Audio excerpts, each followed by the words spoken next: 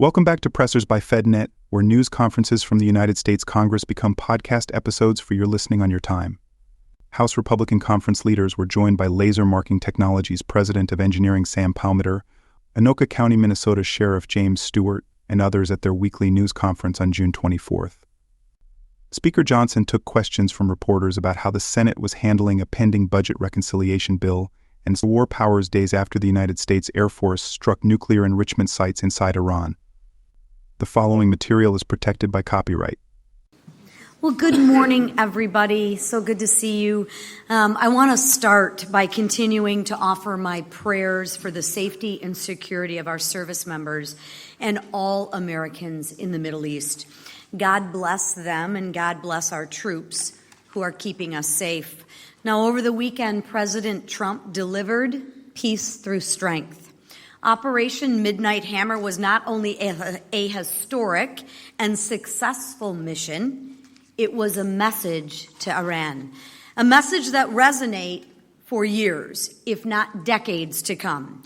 Iran will never be allowed to attain a nuclear weapon. And if Iran continues to try to go down this path, prepare to face the full fury and wrath of American firepower. Because of President Trump's decisive action, the world is a safer place. And let me be clear, America is safer, Israel is safer, and our allies are safer. And like President Vance said, we are not at war with Iran. We are at war with Iran's nuclear program. The war against their nuclear program is already paying off. And thank you to President Trump for his decisive action again. Peace through strength is working. Now, switching gears, let me say this. The American people are waiting. They want to know with certainty that their taxes won't increase $5,000 next year. They want to know that violent, illegal immigrants are not in their communities anymore. But they don't have it yet. Because unfortunately, they're still waiting for the one big, beautiful act. And each day that goes by is another day that Americans don't have the certainty that they deserve. Whether you're a small business owner, a senior on Social Security, a tipped service worker, or a first responder working overtime to protect our communities, the one big, beautiful bill helps you. Americans should not have to wait any longer. There's no time to waste. Let's get this done. Let's send this bill to President Trump's desk so it can become law. Now, here with me today is a fellow Michigander. He's a real person with a real story, waiting for the one big, beautiful bill to become law. Sam Palmater is the President of Engineering and New Product Development at Laser Marking Technologies in my home district of Carroll, Michigan. There are leaders in laser marketing and engraving technology, and I'll let Sam speak more to this, but they are eagerly awaiting for the immediate expensing for research and development so that they can continue being a leader in innovation right here in the United States of America. And now, without further ado, I will turn it over to my constituent and my friend, Sam. Yeah, I don't need that box. Good morning. I'm not quite that tall, but I don't need that. So just real quick, Lisa has been such a spitfire for us in our district, not just during an election campaign year. She's in our factories, in our offices, year after year, checking on us, seeing what we need in our areas, and we can't appreciate her more. In all honesty, this lady doesn't need to do this, and she's doing it from her heart, and I can't thank her enough for what she's doing personally to really help manufacturing in America. So with that, let me get on track here for y'all, right? So thank you to House Republican leadership, including my Congresswoman, the awesome Chairman, Lisa McClain, for this opportunity to share the reason the big, beautiful bill needs to be signed into law. As the founder of Laser Marking Technologies over 20 years ago, and as a lifelong resident of Michigan, a manufacturing state, I've seen firsthand the demise of the manufacturing sector in America and good-paying manufacturing jobs. It has slowly been outsourced to other countries that have taken advantage of the U.S. My company is one of the last 2 laser technology companies fully owned and operated in America. We had a third competitor from Ohio that tried to hang on but went bankrupt and was subsequently purchased last year by a foreign entity.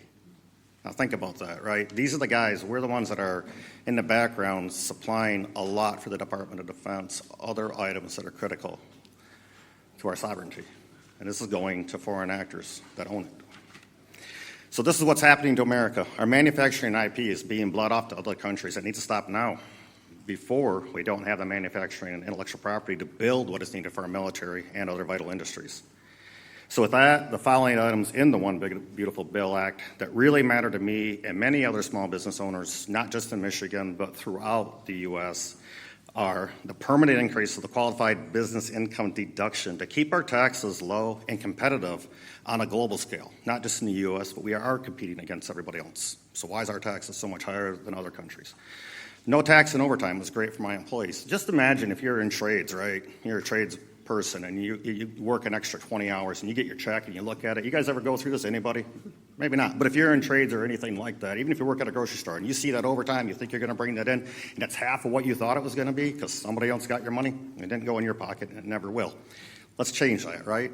That's part of this big, beautiful bill. That's really, really phenomenal. And that should really resonate with everybody that's actually working with their hands, right? The people that serve you food, everything. Specialty deduction allowance for qualified production property. This will allow us to invest into the future and will immediately allow us to double our manufacturing space. So instead of expensing this off across 40 years, I'll be 90 years old by then, right? What's that going to matter to me? But if I can expense our manufacturing additions and new buildings that we need to build so we can supply the machinery for the U.S., we can do that and immediately write that off. And that means something because that puts it back in and we put it right back into our local economy. What is that saying? High tide rises all boats. That's what this is about, right? We do this. It's not trickle-down economics or whatever, which I have nothing against, but let's think about it, right? If we are putting this money back into the U.S. manufacturing, where tradespeople are building these buildings and then qualified, good paying jobs for workers. So the One Big Beautiful Act encourages American businesses to create new things in the U.S. to get our economy back on track. This bill incentivizes us to create new jobs in the U.S., and we are incentivized to manufacture in the USA. And with this new law, we will continue to do this, but at a much, much faster rate. I'm excited to keep making it in America for America. Thanks. Great job. The One Big Beautiful Bill is a once-in-a-generation opportunity to deliver real-life results to the American people, as you just heard from Sam. From energy producers in Louisiana to police officers in Minnesota, this landmark legislation truly holds promise for every single American. Today's guests are a testament to that. I'm proud to welcome James Stewart to speak this morning on the impact of the One Big Beautiful Bill that it will have on law enforcement officers in Minnesota and across America. With more than 30 years of frontline experience, Sheriff Stewart is here today on behalf of the Minnesota Sheriff's Association to represent the men and women who sacrifice their safety, comfort, and time to keep us all safe. Some even make the ultimate sacrifice with their lives. President Trump and House Republicans stand with our nation's brave law enforcement officers. The One Big Beautiful Bill makes clear that we don't just do so with words, but with our actions. President Trump campaigned on no tax on overtime, and now we're following through on that promise. To the benefit of our men and women in blue, by the way, and their families. And I thank the President for his vision of a prosperous America that truly appreciates and honors the bravest among us. With that, I'll turn it over to Sheriff Stewart from Minnesota's 6th Congressional District. Well, thank you, Congressman Emmer, for inviting me to speak this morning and for your leadership. My name is James Stewart. I'm the Executive Director and CEO for the Minnesota Sheriff's Association, a former Vice President for the National Sheriff's Association, and retired sheriff of Anoka County, located in Minnesota's 6th Congressional District. After more than 30 years in law enforcement, I know the sacrifice that is required to carry out the mission of protecting our communities. The sacrifice of late nights, weekends, and holidays away from the dinner table and special events with your family. Early mornings out the door before your children even wake up, and the mental toll of routinely encountering scenes that no human should ever have to witness. And the ultimate sacrifice some officers make with their life in exchange for a safer tomorrow for the people that they proudly serve and protect. Law enforcement officers sometimes work 100-plus hours per pay period. And not only is that time spent away from their family and their friends, it is more time in the line of duty, putting their lives at risk. No tax and overtime pay would benefit our protectors all across the country in tremendous ways. The increase in take-home pay for these deputies and officers rewards the extra hours and the extra efforts that they devote to protecting their communities, impacting their own lives in significant ways. That is more money in their pockets to save, to invest, and to grow. With more net pay, our protectors could reduce financial burdens and ultimately the related stresses and rely less on second jobs and better focus on serving others in their demanding roles. But no tax and overtime won't just lead to a bigger paycheck. Law enforcement agencies across America right now are facing staffing shortages and struggle with recruitment and retention like never before. No tax and overtime would help keep seasoned officers on the force longer and decrease that turnover. The One Big Beautiful Bill passed by the House is the opportunity to honor our men and women in blue and reinforce the vital role that they play in our communities.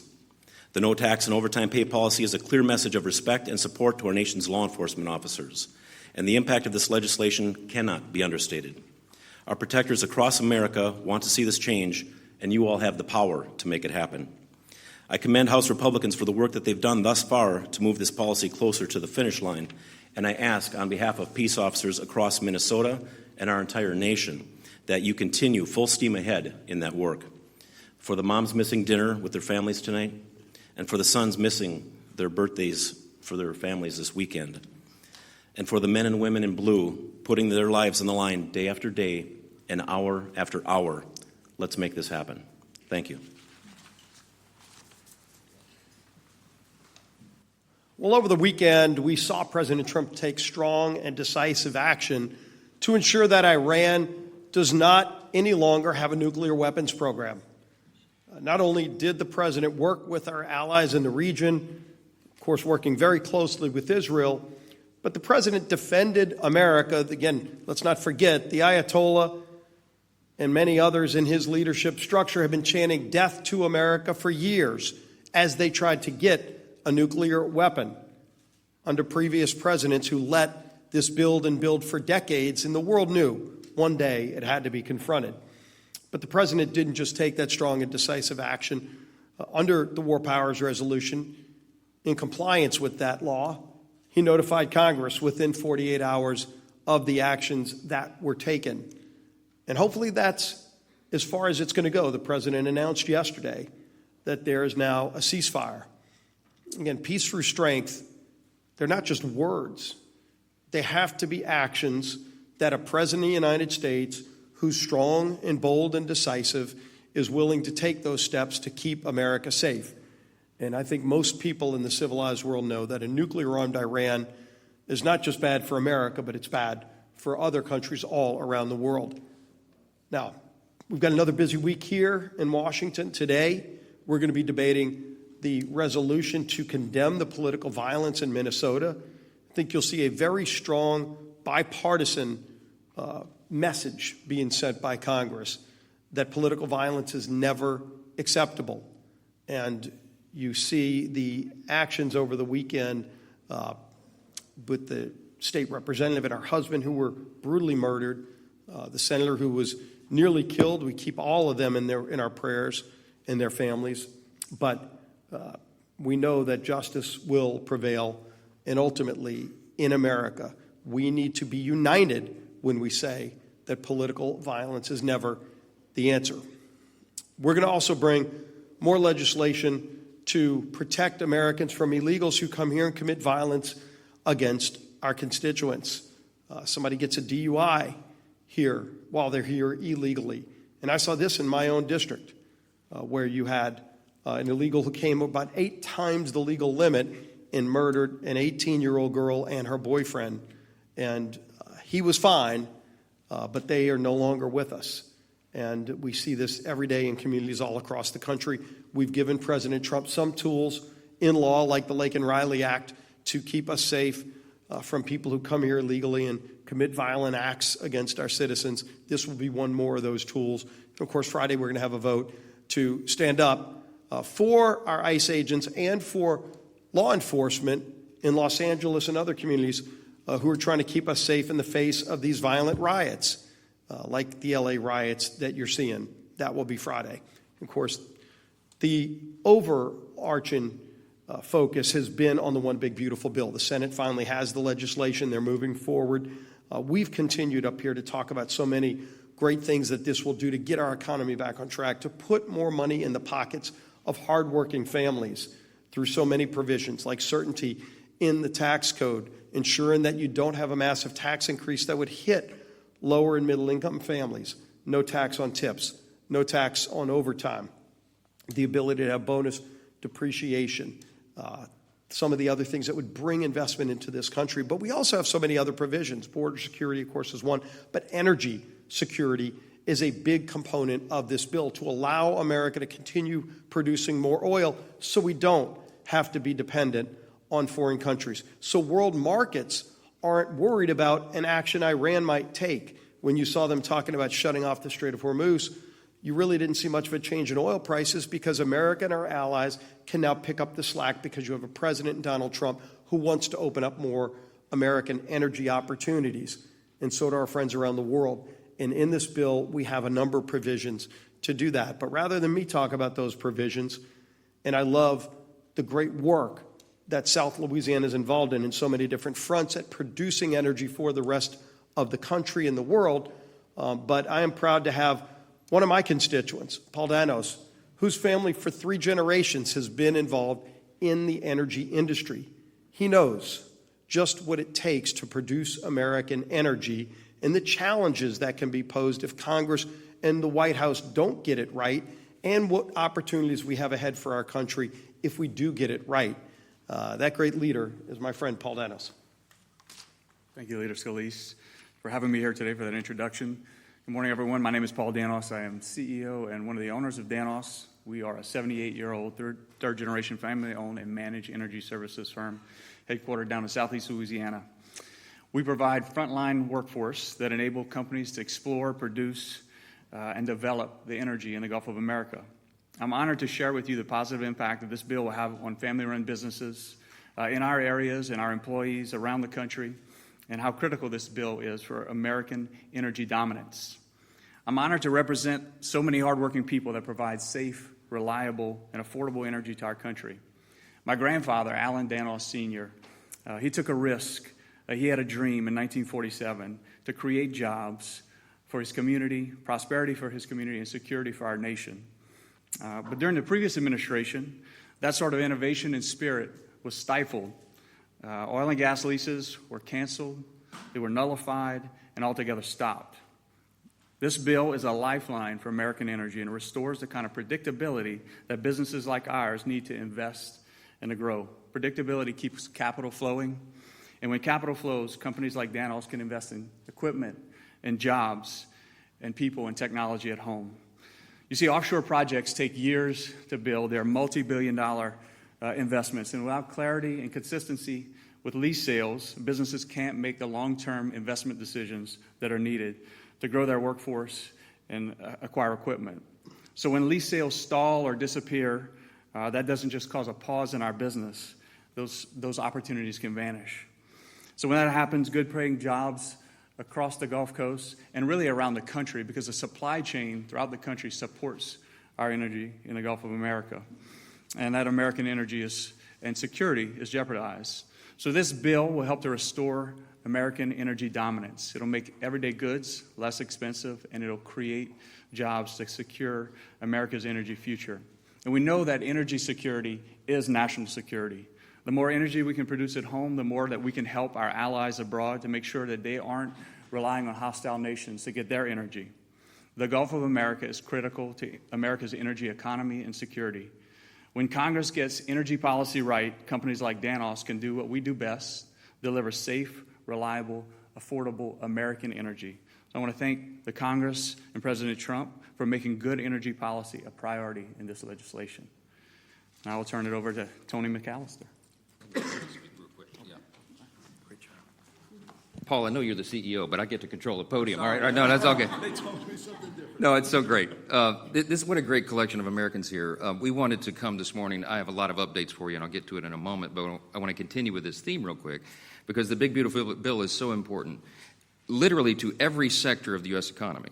And we could have chosen, constituents of ours from any sector in the economy, but it occurs to me we chose just the letter L as our theme today. Okay, you heard about lasers and law enforcement and liquefied natural gas. And now we're going to go to logging because I brought Tony McAllister here, and she is a small business owner. She's going to talk to you about what it would mean to them. She's also a mother, and she's the wife of one of our greatest sheriffs in the state of Louisiana. They hail from Wynn Parish. The sheriff's standing in the back. He's the big guy with the badge. You can't miss him. But I'm so grateful that Tony is here with us. Now I'll turn it over to you. How about that? All right. Thank you, Mr. Speaker, for having me today. So my name is Tony McAllister. I'm a proud resident of rural Louisiana in the 4th Congressional District. I am a Louisiana logger. I'm a mom. I'm a wife of a Louisiana sheriff.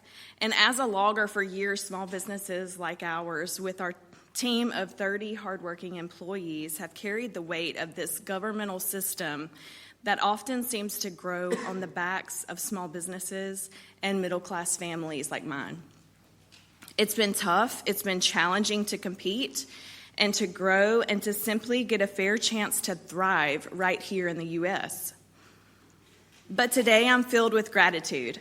I'm thankful to President Trump and the House Republican leadership who have made it a priority to reset this system, to put hardworking Americans first, to support the businesses and the families who are the backbone of this great nation. When the One Big Beautiful Bill is signed into law, it will finally give small businesses like ours a better opportunity to not just to survive, but to grow and to succeed. Some of these have been mentioned already, but just as a reminder, this legislation will lower the effective tax rate for producing in America, increase and make permanent the small business deduction, double immediate small business expensing, and reduce reporting burdens for small businesses. In Louisiana, timber is not just what we do, it's who we are. It's the largest agricultural product in the state, and it is vital to the survival of so many rural communities across our state and across the South. This bill recognizes this impact of small businesses just like mine. It protects us, it strengthens us. For far too long, the U.S. has been one of the largest importers of raw pulpwood, and timber products. This has led to the shutdown of many mills and the loss of way too many American jobs. So I want to personally thank the President for continuing to fight to reduce unregulated imports from other countries and for standing firm to support American-made products by American workers. Another piece of this bill that hits even closer to home is the historic investment in our border security. This will protect our communities and support our law enforcement officers and agencies by keeping dangerous illegals out of our country. As a wife of a Louisiana sheriff, knowing that this administration is working hard to stand behind law enforcement gives me a peace of mind. It empowers our officers, federal, state, and local, to do their jobs because they know they have the backing of this administration and the Republicans in Congress. It means the world to me to see the leaders who value the safety, well-being, and dedication to those who put their lives on the line for us every single day. The One Big Beautiful Bill is more than policy. It's progress. It's progress for small business owners, for working families, for rural communities, and for our law enforcement. Again, thank you, Mr. Speaker, for having me. Thank you to the President for seeing us. Thank you for standing with us. Thank you to the House Republicans for working hard to get this done. not just for today, but for future generations. Thank you. Thanks so much. It is about progress, Tony. That's so well said. And I'm so grateful for these fine Americans who stood here representing hundreds of millions of Americans in all their various endeavors. And this bill, the One Big Beautiful Bill, is geared for those hardworking Americans. It is going to help all boats rise. And we are so excited to get this thing over the line. And I'll give you more updates on that. In the meantime, Tony and Paul and Sam and Sheriff Stewart, thank you again for your time this morning. Let me zoom out. We'll just talk about foreign affairs quickly, and then we'll zoom back in on the big, beautiful bill. I know the conflict in the Middle East is top of mind for everyone, and it is for us as well. Over the weekend, of course, President Trump fulfilled what was a bipartisan, long-standing national security priority by carrying out successful strikes on Iran's nuclear facilities. Everyone around the world applauded this expertly performed duty by our extraordinary, unmatched military. Some of them applauded loudly and openly, and some of them quietly, but everybody except the evil regime in Iran knows this was the right thing to do. It's important to remember who we're discussing here, okay? Evil is the right word. Iran is the largest state sponsor of terrorism on planet Earth. The Iranian regime has been responsible for thousands of American deaths over the years, an untold number of maimings with roadside bombs all over the Middle East. They have funded and propped up terror proxies like Hamas, Hezbollah, and the Houthis, and their stated goal is the death and destruction of America and, of course, Israel. That's why for decades presidents have talked tough on Iran. They've talked tough. President Clinton said, quote, "I believe all the Western nations have an overriding interest in containing the threat posed by Iran," unquote. President Obama, he said, "I have stated that Iran will never be allowed to obtain a nuclear weapon," unquote. President Biden, quote, "We will not," let me say again, "we will not allow Iran to acquire a nuclear weapon." But it was President Trump who did more than talk. He acted, and it was long overdue. And his decisive action led to a weakened and vulnerable Iran that gives them no other choice than to come to the table, which they refused to do in good faith before. The president secured a ceasefire between Israel and Iran, and despite of the temporary disruption this morning, we believe that will hold. Peace in the Middle East has never been closer within our grasp, and that is something that we should all embrace and applaud. And we were heartened to see even people on the other side of the aisle, right-thinking, common-sense folks, say that this was the right move. The ceasefire is fragile, but it is very real. I spoke to the president this morning right before Air Force One took off from the tarmac. He's headed over to the NATO meeting, as you all know. And we talked about his frustration with the temporary disruption and the ceasefire overnight. And he told me he had just spoken to Prime Minister Netanyahu and encouraged him not to retaliate in any heavy way. And I think that request has been heeded. I told the president that I would immediately echo the same sentiment to my counterpart over there and my good friend, Speaker Ohana in the Knesset. I did that. I believe that Israel and the United States are locked arm in arm on this, and that unified front and that common goal is what is going to maintain peace. So I just want to say overall, this is America First policy in action. This is, as has been said here already this morning, the penultimate demonstration of peace through strength. This is what it means. But you got to have a strong commander-in-chief to make sure that happens. Regarding the presidential authority, now naturally, we've got some Democrats here on Capitol Hill who they have an allergic knee-jerk reaction to anything that President Trump does, no matter how noble and good. And they of course, are opposed to his latest work to make Americans safer and bring peace in the Middle East, if you can imagine that. Some have even called for his impeachment over this. It's absolutely outrageous. It would be comical if it were not so serious and stupid. Let me be clear, and be as clear as possible. The strikes on Iran's nuclear facilities were clearly within President Trump's Article 2 powers as commander-in-chief. It shouldn't even be in dispute. Allow me to put my constitutional law hat on for a moment, because that's what I used to do, because both the law and the precedent are important for everyone to understand here. This may answer a lot of questions that you might ask this morning. The framers of our Constitution never intended for the president to seek the approval of Congress every time he exercises his constitutional authority under Article 2 as commander-in-chief. Alexander Hamilton argued in Federalist Number 70, just for one example, that, quote, energy in the executive is a leading character in the definition of good government. It is essential to the protection of the community against foreign attacks, unquote. This is why the framers did not explicitly set restrictions on the president when it comes to using military force. They understood something very practical about our matchless legislative body here in our Constitution. The way the Congress was set up, they knew it would be a deliberative body, and they knew that process by necessity would take time. And in an emergent and imminent situation, time is not something we always have the luxury of. And so they wanted, in moments of danger and conflict abroad, for one single hand of authority to have that authority to act decisively and effectively. Now we're hearing some talk about the War Powers Resolution. What is that exactly? Congress passed that legislation in 1973 under President Richard Nixon.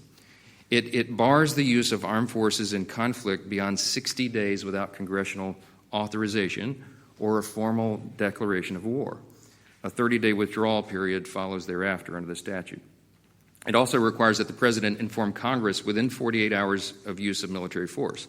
Obviously, President Trump did that. Obviously, in the modern era with the 24-hour news cycle and social media, nothing goes by unnoticed.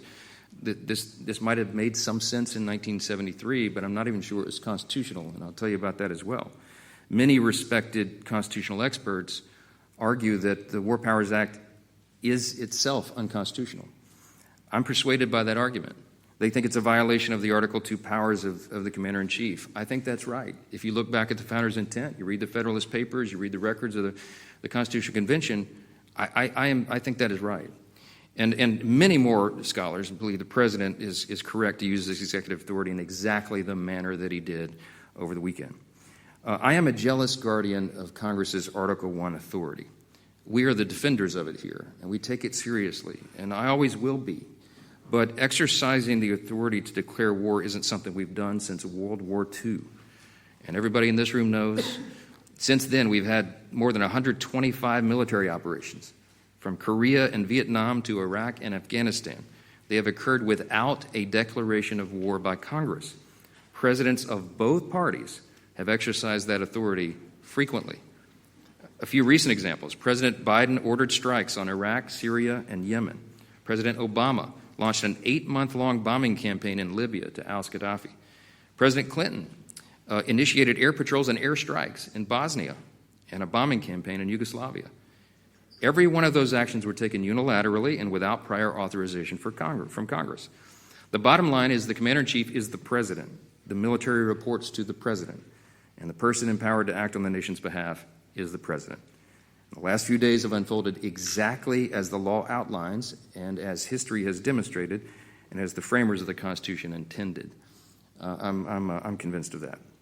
Let me change subjects and we'll zoom in back to domestic affairs and the one big beautiful bill. I will say it's very relevant to the discussion about global affairs because one of the things, as you all know, that the big beautiful bill will accomplish is it will support our military funding. While congressional Democrats feign concern about the safety and well-being of U.S. service members, House Republicans are working to deliver legislation that actually accomplishes that and supports them. I think it's really important that amid this global threat landscape that we point out there's never been a better time for a piece of legislation, a generational, once-in-a-generation opportunity legislation like the One Big Beautiful Bill. This bill funds President Trump's Golden Dome to bolster long-range missile defense capabilities. How many of you know that's kind of important right now? It accelerates the modernization of our nuclear deterrent. Couldn't have a better time for that. And it revitalizes our defense industrial base. Here's a few specifics. $34 billion to expand the size and capabilities of our naval fleet. The $25 billion for the Golden Dome. $21 billion to restock America's arsenal of munitions and ramp up domestic production of rare earth and critical minerals. $13 billion for nuclear deterrence. $12 billion to enhance military readiness, among many other great provisions that I won't bore you with listing. It's exciting stuff. And the One Big Beautiful Bill is a generational investment in American military might. And we need to get it to President Trump's desk as soon as possible. I think we will. With that, I'll take a few questions. Chad. Considering how much this bill has changed in the Senate, how are you going to be able to pivot and sell your members on a vastly different product so quickly? Before, characterize what that's going to be like. The President says you need to be here this weekend. Are you going to keep Yeah, first thing first, I don't think we can say it's a vastly different product. Don't prejudge it yet. We're still awaiting the final details. We've given space for the Senate to work. They're a separate chamber, of course. I've been emphasizing from the very beginning, this is a one-team approach, the House and Senate Republicans working together in tandem with the White House. There's no daylight between any of us on the ultimate goal and objective. When we set what you all thought were audacious deadlines in the early part of the year, and I said we would do our bill by Memorial Day, many of you smirked. I saw your faces. You laughed at me when I said that. But we beat it by 4 days, okay? When we said we would get the whole thing to the President's desk by July 4th, and that was our objective, many of you also rolled your eyes, but we are on target right now to do that very thing. So if the Senate acts accordingly, and they act according to what we expect right now, we work out the final details, they would get that passed maybe by Friday, Saturday. And I've told our members, we just had the big House Republican Conference meeting, the weekly meeting, and I said, keep your schedules flexible. July 4th is always a district work period, as is tradition, so everybody can go home and celebrate the 4th of July with their constituents and their families. But there's nothing more important that we should be involved in and can be involved in than getting the one big, beautiful bill to the President's desk. So if the Senate does its work on the timeline that we expect, we will do our work as well. And I think everybody's ready for that. Yes, sir. Have you taken any role in talking with some of the senators that have specific issues, say adding debt or Medicaid cuts, about what could get passed the House? Yeah, why do you think I look so tired? Yeah, I've been talking to individual senators ad nauseum and sharing with them the conversations and the deliberations and the negotiations and the conclusions that we reached together here in the House, remembering that we worked on it for over a year on this side, and they've had to have a truncated work period of just a few weeks on this in reality. So they're going through the 5 stages of grief on their individual preferences, as we did over here, but again, we had longer time to process it. I remain, as I stand here at this podium, I remain very optimistic that there is not going to be a wide chasm between the two products, what the Senate produces and what we produce. We all know what the touch points are and the areas of the greatest concern. We've got to get the SALT negotiation number right. We've got to make sure the IRA subsidies are handled in an appropriate manner. You've got a number of provisions. We want to make sure that we hold by our commitment that we are not cutting Medicaid. The President has said that, and I've said that. We've all said that. We are strengthening the program for the people who are the most vulnerable populations who really rely upon that. You're talking about the disabled, the elderly, young pregnant women, for example. Those resources won't be available for those people who desperately need it and deserve it if young able-bodied men, for example, are on the program and not working. So we introduced a work requirement on the House side. It's wildly popular with the people because it follows common sense. If you're going to be on the public wagon and you're able, you should try to help pull it. And all we did was put in there, as you all know, a 20-hour work requirement per week, 20 hours. You guys work 80 hours, I'm sure, right? Give me a break. And they're complaining about that. You either have to be working, you have to be looking for a job and a job training program, or volunteering in your community. For heaven's sakes, do something constructive. That is something that everybody nods their head in agreement at a town hall and says, yes, do that. Why didn't we do it already, right? So what we've done is strengthen the program. I hope and believe, I pray, that the Senate will follow that same theme and not do anything that we couldn't pass on the other side over here. Last question. Second.